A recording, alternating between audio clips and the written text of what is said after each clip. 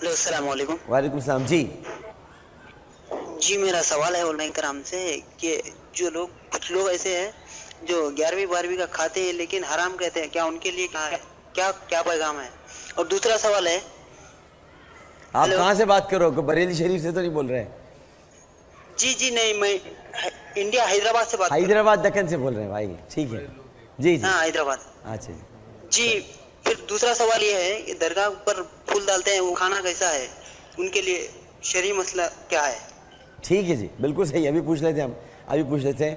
اب یہ جو مسئلہ ہے آپ سے تو نہیں پوچھوں گا، ظاہر ہے کہ ہمارے نزدیک حرام ہے، بس ٹھیک ہے صحیح، ٹھیک ہے بس میں اب ختم ہو گئی بات۔ تو یہ آپ نے کوکب صاحب ذرا وضاحت کر دیں 11ویں 12ویں کا، تاکہ پھر میں رؤوف فاروقی صاحب کروں۔ جی 11ویں سے مراد 11 تاریخ سیدنا غوث اعظم رضی اللہ تعالی عنہ کی وصال کی مشہور ہے، انہیں 11ویں والا پیر کہتے ہیں۔ تو جب بھی ان کو ایصال ثواب کیا جائے اس کو 11ویں کہہ دیتے ہیں۔ نہ کھانا حرام ہوتا ہے، نہ اس پہ پڑھنا حرام ہوتا ہے، نہ کھانے والے کا کوئی ایسا مسئلہ۔ ہاں اگر کوئی غلط کرتا ہے کسی جگہ ہم اس کے ذمہ دار نہیں، لیکن جس کو 11ویں کہا جاتا ہے وہ ایصال ثواب ہے، قرآن سے بھی ثابت ہے، حدیث سے بھی ثابت۔ 12ویں نبی کریم صلی اللہ علیہ وسلم کی ولادت شریف کی تاریخ کے حوالے سے اس کو میلاد کہیں یا اس کا کھانا کہیں، وہ حلال والے کے لیے حلال ہے۔ ایک لق دق صحرا ہے، اس میں آپ کو چھوڑ دیا، ایک مثال ہے ایسی، ایک میں آپ کا ہمارا جو رشتہ ہے اس کے مطابق بات کر رہے ہیں۔ لق دق صحرا ہے، چاروں طرف دھول اڑ رہی ہے، وہ کوئی آ ہی نہیں رہا، اور آپ 3 دن کے بھوکے پیاسے ہیں، آپ کا پیٹ آپ پکڑ لیٹے ہیں۔ اچانک ایک سوار آیا اونٹ پر نا چلتا ہوا، اس کے پاس جب آپ کے پاس آیا، اس کے بعد کھانا تھا، خوشبو آئی، تو ایک دم 3 دن کے آپ بھوکے پیاسے تھے، آپ کا دل للچایا۔ اس نے بتایا کہ جو میں آیا ہوں یہ 11ویں 12ویں کا کھانا ہے، تو اس وقت آپ کھائیں گے چھوڑ دیں گے؟ اس کے لیے قرآن مجید نے بڑا خوبصورت جواب دیا ہے۔ میرا خیال ہے اللہ کو تو چونکہ پتہ تھا نا کہ ڈاکٹر عامر لیاقت صاحب بول پہ یہ سوال کریں گے، اللہ نے پہلے ہی اس کا جواب دیا جی فرمایا فَمَنِ اسْتُرَّ غَيْرَ بَاغٍ وَلَا عَادٍ فَلَا إِثْمَ عَلَيْهِ۔ جو شخص بھوک کے ہاتھوں مجبور ہو جائے اور جان کے لالے پڑ جائیں تو اس کو حرام کھانے کی اجازت ہے، اتنی کہ اس سے جان اس کی بچ جائے۔ بغاوت کا ارادہ کس سے ملایا ہے؟ یہ مردار کو ملایا، دیکھیے حرام آپ کو نے ملایا۔ گفتگو کی، میں خاموش رہا، نہیں حرام کو ملایا، حالانکہ انہوں نے یہ بھی کہا 11ویں قرآن میں ہے، حدیث میں ہے، میں پھر بھی چپ رہا۔ ایصال ثواب سن لیتے ہیں نا، قرآن اس سے پہلے مکمل ہے، 11ویں بعد کی چیز ہے، قرآن میں کہاں سے آ گئی؟ سن تو لیں، بات تو 11ویں سن پارے میں آیت ہے، 11ویں پارے میں آیا ہے، اور 11ویں پارے میں 11ویں آیت ہے، اور 11ویں شریف کی ہے۔ نہیں تو سن تو لیں نا، بات تو آپ سنتے نہیں ہے نا، سن تو لیں۔ میں ہی تو سنتا ہوں، یہاں تو میری آپ سنتا ہی سناتے کوئی ہیں نہیں، ہمیں، صرف ایک میں ہوں جو اچھا سن تو لیں، ان کی بات تو سن لیں۔ آپ نے مردار کو، اور جو ویسے بھی ہر وقت حرام ہے، اس کو کس کھانے سے ملایا ہے؟ جس پر اللہ کا کلام پڑھ دیا گیا ہے، اللہ کا کلام پڑھا گیا اس پر۔ دیکھیے ڈاکٹر صاحب، دیکھیے ایک سوال آپ نے مجھ سے جی کیا، جی اب ایک سوال میں آپ سے، جی جی مرغی کو جب ذبح کرتے ہیں جی ہاں، کیا پڑھتے ہیں؟ اللہ اکبر، اللہ اکبر، بسم اللہ اللہ جی، اکبر، صرف اللہ اکبر بسم نہیں، اللہ اللہ اکبر پر غلطی ہو گئی بھائی، بسم اللہ اللہ اکبر جی یہ تکبیر پڑھتے ہیں۔ جی۔ ایک شخص حافظ ہے، وہ کہتا ہے تکبیریں تو وہ پڑھیں جس کو قرآن نہیں آتا، صحیح۔ میرے کو تو سورہ یاسین یاد ہے، سورہ ملک یاد ہے، سورہ مزمل یاد ہے۔ اب یہ 3-4 صورتیں ساری پڑھتا ہے اور مرغی کو ذبح کرتا ہے۔ علماء سے جس کو پوچھیے، یاسین آتی ہوگی نا اسے بسم اللہ اللہ اکبر بھی یاد آتا ہوگا۔ یاسین اتنی بڑی یاد کر لی اس نے، بسم اللہ اللہ آپ اکبر میرا یاد نہیں سوال سن نہیں رہے، اس نے سورہ یاسین پڑھی پوری، بسم اللہ اللہ اکبر جو تکبیر ہے وہ نہیں پڑھی، پوری سورہ یاسین پڑھ کے اس نے مرغی ذبح کی۔ علماء سے پوچھی حلال ہے کیا؟ وہ آپ ہی کیا کا کوئی ہوگا، ویسے ایسا آدمی کر نہیں سکتا نہیں یہ۔ نہیں، ان سے پوچھیے۔ جی مفتی صاحب کچھ کہنا چاہ رہے ہیں؟ حضرت یہ میرا بات تو بہت کرنے دیں۔ اللہ کے رسول کا حکم یہ ہے کہ جب کھانا سامنے آئے بسم اللہ پڑھ کے کھانا ختم کرو، کھانا پہ ختم پڑھو نہیں کرو۔ تو آپ اس صحرا میں جو آیا تھا اسے بسم اللہ پڑھ لیں۔ ہاں، کھانے پہ تو میں ہاتھ نے رکھ کہا کے نا کہ کلام اس وقت پڑھا، صحیح حدیث اللہ میں رب موجود العالمین ہے۔ بتائیے پیر عبد القادر جیلانی بعد کی چیز ہے، قرآن میں اس کا ذکر کہاں سے آ جائے گا؟ نہیں قرآن میں لیکن اب یہ سن ایصال ثواب، سن لیں، ایصال ثواب، سن لیں، قرآن میں بھی ہے، اب سن لیں نا، سن لیں، ایصال ثواب نام ہے اس کا۔ ان کا بھی سن لیں جی ہاں۔ ڈاکٹر صاحب ہمارے یہاں 11ویں کا کھانا یا 12ویں کا کھانا، اس سے مراد یہ ہوتی ہے کہ وہ جو حلال کھانا پکا کر اس کو غریب و مساکین کو کھلا دیا جائے یا ویسے صدقہ نافلیہ کے طور پر تقسیم کر دیا جائے اور اس کا ثواب حضرت سید شیخ عبد القادر جیلانی رضی اللہ تعالیٰ عنہ کی روح کو پہنچایا جائے۔ اب یہ ہے 11ویں کا کھانا اور 12ویں کا کھانا۔ قرآن مجید سے استدلال 4 طرح ہوتا ہے: عبارت النص، اشارت النص، دلالت النص اور اقتضاء النص۔ یہ اہل علم کو پتہ ہے، یعنی کئی دفعہ تو قرآن کا سیم لفظ موجود ہوتا ہے، جس طرح واقیم الصلاۃ وآتوا الزکات۔ کئی دفعہ لفظ موجود نہیں ہوتا، قرآن اصول دیتا ہے، جیسے اللہ تعالیٰ قرآن مجید میں ارشاد فرماتا ہے کہ کلوا مما ذکر کلوا من طیبات ما رزقناکم۔ حضور پلیز مہربانی فرمائیں، مہربانی میں نے عرض کیا تھا دوران گفتگو، پلیز۔ قرآن مجید میں اللہ تعالیٰ واضح طور پر ارشاد فرماتا ہے کہ کلوا من طیبات ما رزقناکم، کھاؤ پاکیزہ چیزوں میں سے جو اللہ نے تمہیں رزق دیا۔ اب کوئی بندہ یہ کہے کہ قرآن میں دکھاؤ ٹماٹر کہاں لکھے ہیں، گھیا توری کہاں لکھا ہے، تو ہم نہیں دکھا سکتے، ڈیفینیٹلی نہیں دکھا سکتے، لیکن یہ سارا ٹماٹر، آلو، توری، بھنڈی یہ طیبات کے اندر موجود ہے، یعنی اس کا ذکر بھی قرآن میں موجود ہے۔ اب کوئی کہے جی یہ قرآن میں نہیں، یہ قرآن کے اس لفظ میں موجود ہے۔ اسی طرح دلالت النص، اقتضاء النص، یہ بھی اسی طرح استدلال ہوتا ہے۔ اب یہ سوال کرنا کہ بتاؤ سیم اٹ از یہ چیز قرآن میں کہاں موجود ہے، یہ میرے خیال میں یا عدم علم ہے یا جس کو کہتے ہیں تجاہل عارفانہ ہے۔ اب جو کسی چیز کو فوراً کہہ دینا یہ حرام ہے، اس کے بارے میں اللہ کا قرآن کہتا ہے واضح طور پر وَمَا لَكُمْ أَلَّا تَأْكُلُوا مِمَّا ذُكِرَ اسْمُ اللَّهِ وَقَدْ فَصَّلَ لَكُمْ مَا حَرَّمَ عَلَيْكُمْ إِلَّا مَا اضْطُرِرْتُمْ إِلَيْهِ۔ اللہ تعالیٰ سورۃ النعام میں فرماتا ہے اے تمہیں کیا ہوا ہے، تم اس پاکیزہ چیز میں سے نہیں کھاتے ہو جس پر اللہ کا نام لیا گیا ہو، تمہیں کیا ہو گیا ہے؟ وَقَدْ فَصَّلَ لَكُمْ مَا حَرَّمَ عَلَيْكُمْ، حالانکہ جو کچھ تمہارے لیے حرام تھا اللہ نے اس کو تفصیل سے بیان کر دیا ہے۔ یعنی قرآن و حدیث میں حرام چیزوں کو تفصیل سے بیان کیا گیا ہے۔ اب وہ حرام چیزوں کیا بیان، لسٹ کیا ہے؟ اللہ تعالیٰ قرآن مجید میں فرماتا ہے انما حرم علیکم المیتۃ والدم ولحم الخنزیر وما اہل بہ لغیر اللہ۔ اب یہ جو 11ویں 12ویں کے کھانے کو لایا جاتا ہے، یہ وما اہل بہ لغیر اللہ کے اندر لایا جاتا ہے کہ وہ چیز جو غیر اللہ کے نام لگا دی جائے وہ حرام ہو جاتی ہے، حالانکہ وما اہل بہ لغیر اللہ تفسیر ابن کثیر، تفسیر مزری، اسی طرح تفسیر امام رازی تمام، اور اس کے علاوہ تفسیرات احمدیہ، اس کے علاوہ تفسیر رائس البیان، اس کے علاوہ تفسیر خازن، اس کے علاوہ تفسیر مدارک، اور حضرت علامہ یعنی کہ جس کو بھی آپ اہل علم کو پڑھیں گے انہوں نے اس کی تفسیر میں لکھا کہ اے عند الذبح ہے، یعنی اس اہل بہ لغیر اللہ کا مراد یہ ہے کہ کسی بھی جانور کو ذبح کرتے ہوئے اس پر غیر اللہ کا نام لیا جائے، یعنی بسم اللہ اللہ اکبر پڑھنے کے بجائے اس پر بسم نبی بھی پڑھ دیا جائے تو وہ حرام ہو جائے گا، بسم محمد بھی پڑھ دیا جائے تو وہ حرام ہو جائے گا۔ اب کہاں ذبح کرتے ہوئے بسم اللہ اللہ اکبر کو ترک کرنا اور اس کو حرام قرار دینا، اور کہاں کسی کے ایصال ثواب کے لیے کسی کھانے کا نام ایصال ثواب کے لیے کر دینا، یہ بہت بڑا اسلام کے اندر بلنڈر ہے، قرآن و حدیث سے ٹکراؤ ہے۔ حالانکہ بخاری شریف کی حدیث موجود ہے، اللہ کے نبی کے صحابی حضرت سیدنا سعد رسول اللہ کی بارگاہ میں آئے، عرض کہ یا رسول اللہ میں کون سا ایسا عمل کروں کہ وہ میری ماں کے لیے بھلا اور بہتر ہو؟ نبی پاک نے فرمایا تم اس کے لیے کنواں کھدوا دو۔ اب اس کنویں کا نام ہی پڑ گیا بئر ام سعد، ام سعد کی ماں کا کنواں، ام حاضی ام سعد، یعنی اور اس کا نام ہی اس کنویں کا پڑ گیا بئر ام سعد، یعنی ام سعد یعنی سعد کی ماں والا کنواں۔ اب ڈاکٹر صاحب اضافہ کریں قربانی کے جانور کی نسبت کا۔ جی اب اسی طرح قربانی کے جانور رسول اللہ صلی اللہ تعالیٰ علیہ وسلم نے جس وقت قربانی دی تو اللہ تعالیٰ کے نبی نے فرمایا اللہم تقبل منی ومن امت محمد، یا اللہ میری طرف سے قبول کر اور میری یعنی اس قربانی کے جانور پر امت محمد ہی آ گیا۔ آج گھروں میں بکرے باہر کھڑے ہوئے ہوتے ہیں اور کہتے ہیں یہ بکرا کس کا ہے، کس کے نام کا ہے، یہ مننے کے، چننے کے، بابو کے، ببلو کے، اب یہ نام لگ گیا تو کیا یہ ساری چیزیں حرام ہو گئی؟ ہاں، ایسا جانور جو کسی بت کے تقرب کے لیے، کسی تھان کی عبادت کے لیے اس کا نام مختص کیا جائے، جیسے ہندو دھرم میں کیا جاتا ہے، بدھ مت میں کیا جاتا ہے، اس کا وہ کھانا وہ حرام ہو جائے گا۔ لیکن جناب ہم کسی بھی جانور کو کسی بت، کسی ولی، کسی نبی، کسی غوث، کسی کتب کے نام نہیں لگاتے، ہم ذبح کرتے ہوئے بسم اللہ اللہ اکبر پڑھتے ہیں۔ اس لیے تفسیرات احمدیہ نے لکھا، اسی طرح تفسیر مدری نے لکھا اور باقی تفاسیر نے لکھا کہ البقرۃ المنظورہ، البقرۃ المنظورہ ایسی نظر مانی ہوئی گائے کہ جس کو ذبح کرتے ہوئے اللہ اکبر پڑھا جائے اور اس کا ایصال ثواب کسی ولی کے، جیسے کہ انہوں نے لکھا ہمارے زمانے کا ایک رواج ہے کیسے کرتے ہیں، وہ حلال ہے، اس میں کوئی شک نہیں ہے۔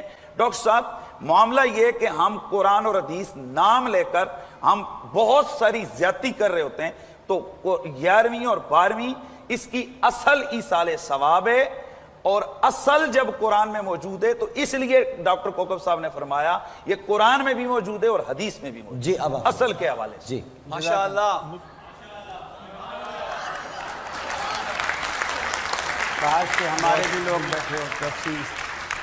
یہ سب آپ کے لوگ ہیں، آپ مانتے نہیں ہوئے غلط۔ جزاک اللہ۔ بسم اللہ الرحمن الرحیم۔ ڈاکٹر صاحب بات بڑی آسان ہے، جیسا انہوں نے کہا لوگ قرآن حدیث کا نام لے کے دھوکہ دیتے ہیں، میں بھی کہہ سکتا ہوں لوگ مدینے کا نام دے کر مدینے والے کی باتوں کا انکار کرتے ہیں۔ بات کہنے کو بہت ساری، قرآن مجید میں اتنی صراح سے آیا، صحابہ کرام سے ایک مثال ایسی دے دیجئے، صحابہ کرام نے کبھی بھی، اب ہندوؤں کو تو حرام قرار دے دیا، ہندوؤں کا جو بتوں کا کھانا ہے، فرق کیا ہے؟ وہ سیدھا کر کے پوچھتے ہیں، یہ لٹا کے پوچھتے ہیں، ہے وہی بت، ان کا کھڑا ہے ان کا لیٹا ہے، آڑے اور سیدھے کا فرق ہے اور کوئی فرق نہیں ہے۔ پھر قرآن مجید نے کہا من یشرک باللہ فقد حرم اللہ علیہ الجنہ ومأواہ النار۔ سنیں گے، میں نہیں سنوں گا۔ قرآن مجید ہم نے بھی سنی ہے، 15 منٹ تک ہم نے سنی ہے بات۔ غلط بات کر رہے ہیں، لٹا کے پوجنے کا کیا مطلب ہے؟ بہت سخت یہ بہت زیادتی ہے، سخت ہو رہا ہے، سخت ہو رہا ہے، بہت سخت ہو رہا ہے۔ آپ یہ ایک پورا نیشنل ٹیلی ویژن پہ جا رہے ہیں صاحب دیکھیے، اور یہ حافظ یزدانی صاحب نے، حافظ سعید صاحب نے اس کا برا مانا ہے جو آپ باتیں کرتے ہیں آپ، یہ سخت ہو رہا ہے، یہ سخت بات ہو رہی ہے، یہ بہت سخت، یہ اہل حدیث مکتب فکری غلط نمائندگی ہے، سخت ہو رہی ہے، سخت ہو رہی ہے، آپ سخت بات کر رہے ہیں، نہیں آپ بات سخت کر رہے ہیں، آپ درمیان میں رہ کے بات کریں نا، آپ نے لٹا کر، آپ کو پتہ ہے حافظ یزدانی صاحب نے کال کی کہ یہ غلط بات ہو رہی ہے، حافظ سعید صاحب نے تشویش کا اظہار کیا ہے کہ اہل حدیث مکتب فکر کا نقطہ نگاہ صحیح بیان نہیں کیا جا رہا ہے، اہل حدیث مکتب بالکل کہا ہے، میں آپ کو دکھا دوں میسج، دکھاؤں،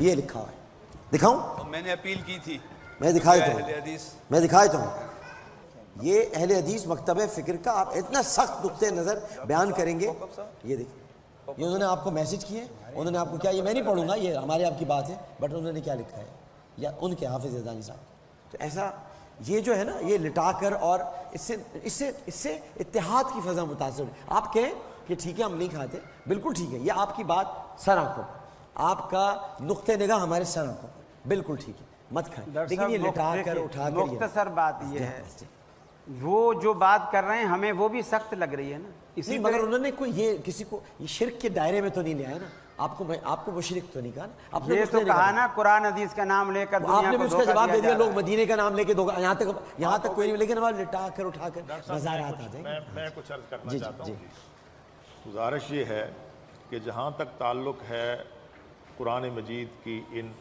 آیات اور ان الفاظ کا کہ ما احل بہ لغیر اللہ، دو جگہ پہ آیا انما حرم علیکم المیتہ اس کے ضمن میں، اور حرمت علیکم المیتہ سورہ مائدہ میں، مفسرین اس بات پر متفق ہیں کہ اللہ تبارک و تعالیٰ کے علاوہ کسی کی نظر و نیاز نہیں ہے۔ ایصال ثواب اگر کسی کے لیے کیا جاتا ہے، آدمی کہتا ہے کہ میں یہ اللہ کے نام پر دے رہا ہوں، لیکن اس کا ثواب میں فلاں بزرگ کے لیے کرتا ہوں، میں اپنے باپ کے لیے کرتا ہوں، میں ایک اضافہ کر لیں، نظر عرفی، وہی نا، وہ بھی بات یہی کہہ رہے ہیں، بات عرف عام پہ ہوتی بات انہوں نے بھی وہی ہے، فتویٰ بھی عرف عام پہ ہوتا ہے اور گفتگو بھی عرف عام آپ بھی یہی فرما رہے ہیں، آپ کا بھی کہنا ہے، حضرت میرا جملہ بھی لے لیجئے، نظر اللہ نیاز حسن، میں نظر اللہ میں کہتا ہوں ما احل، نظر اور نیاز کا فرق یہ ہے، یہ عرفی بات ہے، یہ عوام میں موجود ہے، لیکن اصل بات یہ ہے کہ ما احل بہ لغیر اللہ کا معنی یہ ہے کہ اللہ تبارک و تعالیٰ کے نام کی نظر و نیاز دی جائے اور اللہ کے سوا کسی اور کی نہ دی جائے،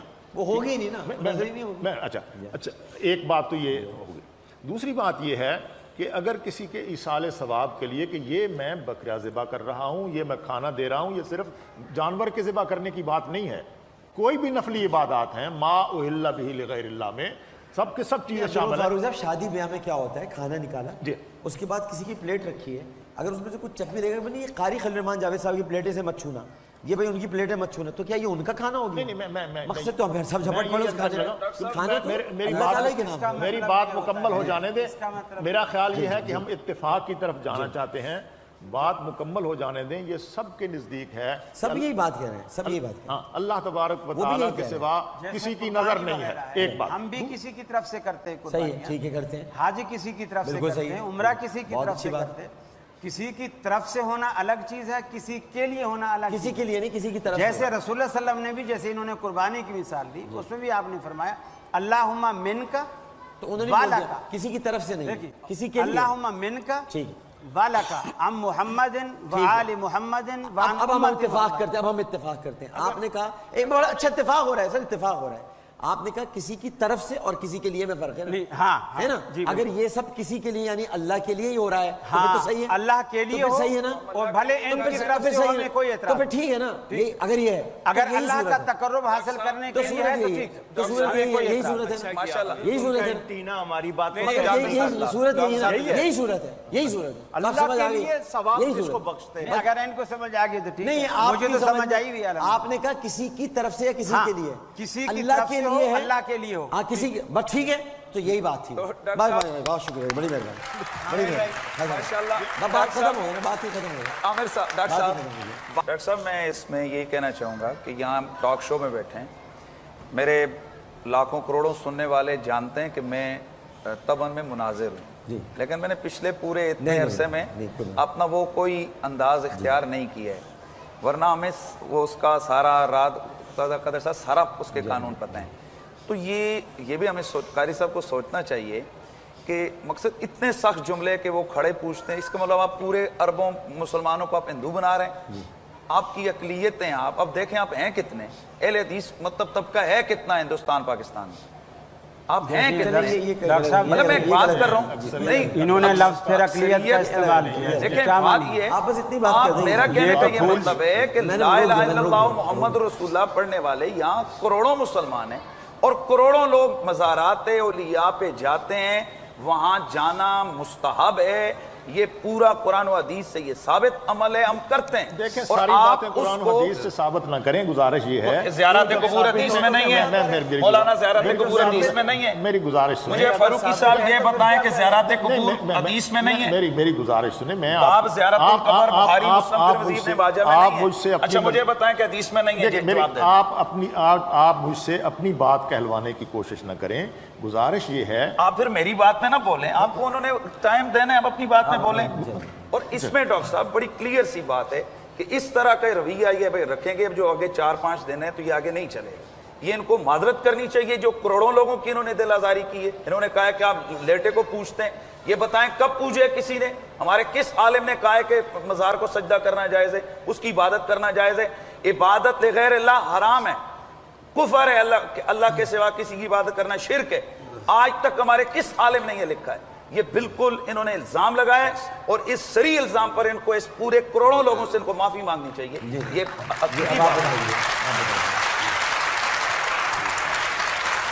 میں صرف یہ عرض کرنا چاہتا ہوں جی کہ قبور پر جانے سے کوئی بھی نہیں روکتا اور کسی کو روکنا بھی نہیں چاہیے۔ حضور سرور دو عالم صلی اللہ علیہ وسلم نے جب خود ارشاد فرما دیا کہ فزوروہا، تم اب قبروں کی زیارت کے لیے جایا کرو، میں پہلے تمہیں منع کرتا تھا، اور دیکھیں احادیث میں تو اتنی سختی تھی حضور سرور دو عالم صلی اللہ علیہ وسلم کہ اللہ تبارک و تعالیٰ کی لعنت ہوتی ہے علی متخذین سروجا اور زائرات القبور، لیکن پھر حضور نے جب ایک ماحول بنا اور توحید کا عقیدہ تمام صحابہ اکرام اور امت میں پختہ ہو گیا تو حضور نے فرمایا کہ کنت نہیتکم عن زیارت القبور، میں تمہیں زیارت قبور سے منع کیا کرتا تھا لیکن اب تمہیں اجازت دیتا ہوں فزوروہا، تم ان کی زیارت کیا کرو، اس لیے کہ انہا تزاہد فی الدنیا، یہ دنیا کا زہد پیدا ہوتا ہے، دنیا سے بے رغبتی پیدا ہوتی ہے، وتذکر الموت، اور موت کی یاد آتی ہے۔ تو یہ یاد جہاں جہاں آتی ہے، میں سمجھتا ہوں کہ عام قبرستان میں جانے سے بھی موت یاد آتی ہے، اولیاء اللہ کی قبروں کو دیکھنے سے بھی اس لیے موت یاد آتی ہے کہ اتنے بڑے لوگ جب اس دنیا میں نہیں رہے تو ہم نے کہاں رہنا ہے۔ تو میں سمجھتا ہوں کہ یہ اتفاقی بات ہے، اس میں ہمیں لڑنا جھگڑنا نہیں چاہیے اور اختلاف کی نوعیت پیدا نہیں کرنی چاہیے۔ قبروں پر جانے سے نہ کوئی روکتا ہے، نہ کسی کو روکنا چاہیے ہر جگہ پہ، اور قبروں پہ جانے سے جو موت کا یاد آنا اور آخرت کا یاد آنا یہ حضور کا ارشاد۔ ٹھیک ہے جی، اللہ وسلم۔ ڈاکٹر صاحب آج برداشت جواب دے گئی تھی، لیکن آپ برداشت کرتے ہیں۔ خاموش اس لیے رہا کہ میں یہ دیکھ رہا ہوں کروڑوں لوگ جو دیکھ رہے ہیں وہ یہ نہ سمجھیں کہ جی ہم لفظوں کا جواب دینے کی بجائے لڑ پڑتے ہیں، لیکن بلا شبہ یہ بہتان عظیم شدید تہمت انہوں نے مجھ اکیلے پر نہیں اربوں مسلمانوں پر لگائی ہے، اور ان کو اگر کوئی قد ہے مزارات سے یا صاحبان مزار سے تو اسے اپنے اندر رکھیں، ورنہ ان کی اپنی کتابوں سے بھی میں بہت کچھ دکھا سکتا ہوں۔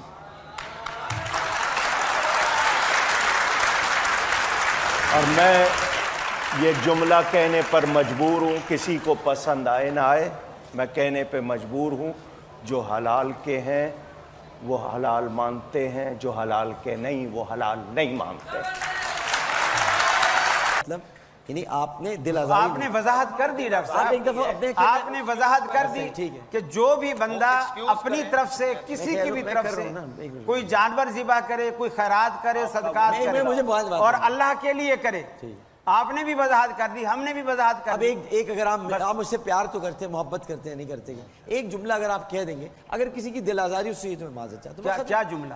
وہ جو لیٹی ہوئی بات، ایک دل آزاری ہوگی نا، کہہ دیں آپ اچھا آدمی، کہہ دیں۔ نہیں ڈاکٹر صاحب آپ کیا کہلوانا چاہتے ہیں؟ نہیں میں کہلوانا نہیں چاہ رہا، اگر وہ جو مزار کے حوالے سے کوئی دل آزاری ہو گئی تو ایسی بات نہیں، ایسے تو میں کہہ سکتا ہوں میری باتیں اگر کسی کو بری لگی ہیں تو میں معذرت۔ چلیں، مہربانی، بڑی مہربانی۔